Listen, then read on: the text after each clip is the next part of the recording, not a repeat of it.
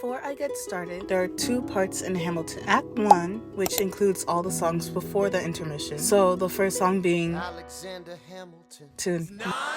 It also focuses on Hamilton's rise to the top and the battles in the Revolutionary War. Act 2 includes all the songs after the intermission, which would be to It also focuses on what happens after the war and the consequences of Hamilton's choices. For this final, I'll be talking about 4 main songs in Act 1 relating to the American Revolutionary War. So with that out of the way, let's get to our first song. Outgunned, outmanned, outnumbered, outplanned. We gotta make an all-out stand. Hey yo, I'm gonna need a right hand man. We all know the Continental Army leader, George Washington. As we learned, he was an experienced military leader who inspired courage and confidence. Even he himself acknowledges being the model general. Throughout the song, there is a heavy emphasis on the Continental Army being outgunned, outmanned, outnumbered, outplanned. Because they were. During and after Washington's introduction, he talks about the dire situation his army was in. The army was always short of supplies and lacked soldiers with fighting experience. A British soldier had 6 times the experience as a Continental Army soldier. Not to mention the British had 60,000 more troops than the army did. Although it may seem like America is fighting a losing battle, things start to look up with the help of foreign aid.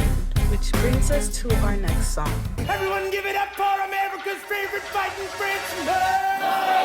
Taking these horse down the plains, taking red coats, but every close things. And I'm never gonna stop until I make them double for them up and gather the remains out. Watch me engaging them, escaping them, enraging them out. I want the France for more funds. Come back with more guns. The song Guns and Ships marks the turning point for the Revolutionary War. Alongside von Steuben, Lafayette was another foreign volunteer who helped the Continental Army when they most needed it. He led troops in several battles, bought warm clothing for the soldiers during the winter at Valley Ford, and secured French support for the war. He also played a key role helping to surround the British forces at Chesapeake Bay, which I'll talk about further in our next song. How did we know that this plan would work? We had a spy on the inside, that's right. Tell a spying on the British government. I take their measurements, information, and then I smuggle it.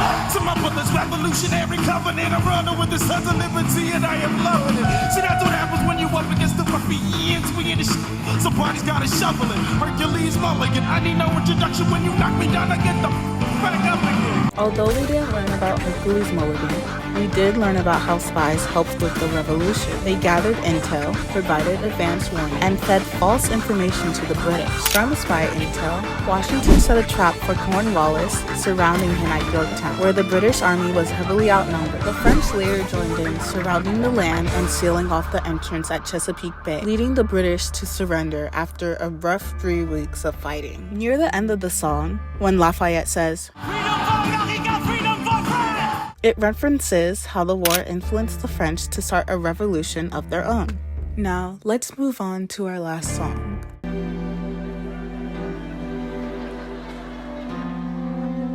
They say the price of my war's not a price that they're willing to pay. Insane!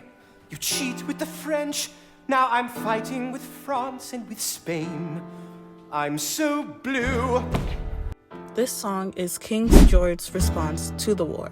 He mocks and doubts America's ability to govern itself. When King George says, the price of my war is not a price that they're willing to pay, he is referring to the British citizens. Many of them grew tired of the costs in money and lives. The phrase, what comes next, is more like him saying, okay, so you won the war, but now what?